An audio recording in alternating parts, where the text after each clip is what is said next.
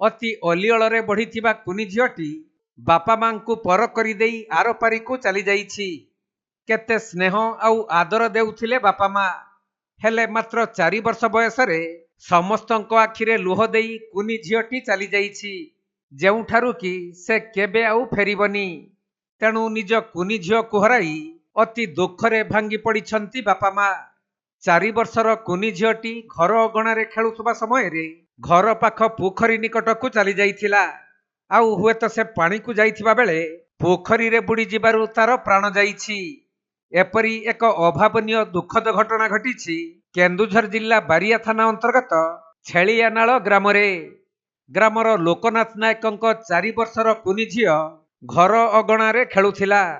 ତେବେ ପରିବାର ଲୋକଙ୍କ ଅଜାଣତରେ ପୋଖରୀ ନିକଟକୁ ଯାଇ ପାଣିରେ ବୁଡ଼ି ଯାଇଥିଲା। ତେଣୁ ପରିବାର ଲୋକମାନେ ଝିଅକୁ ନ ପାଇ ଏଣେ ତେଣେ ବିଭିନ୍ନ ସ୍ଥାନରେ ଖୋଜାଖୋଜି କରିଥିଲେ। ପରେ ସନ୍ଦେହ କରି ଘର ପାଖରେ ଥିବା ପୋଖରୀ ନିକଟକୁ ଯାଇ ଝିଅର ଚପଲ ପୋଖରୀରେ ଭାସୁଥିବା ଦେଖିବାକୁ ପାଇଥିଲେ। ଆଉ କୁନି ଝିଅକୁ ପାଣିରୁ ଉଦ୍ଧାର କରି ଭଣ୍ଡା ଗୋଷ୍ଠୀ ସ୍ୱାସ୍ଥ୍ୟ କେନ୍ଦ୍ରକୁ ଆଣିଥିଲେ ବି ସେଠାରେ ଡାକ୍ତର ତାଙ୍କୁ ମୃତ ଘୋଷଣା କରିଥିଲେ। ଖବର ପାଇ ବାରିଆ ପୁଲିସ ଡାକ୍ତରଖାନାରେ ପହଞ୍ଚି ଶବକୁ ଜବତ କରି ଘଟଣାର ତଦନ୍ତ କରିଛି।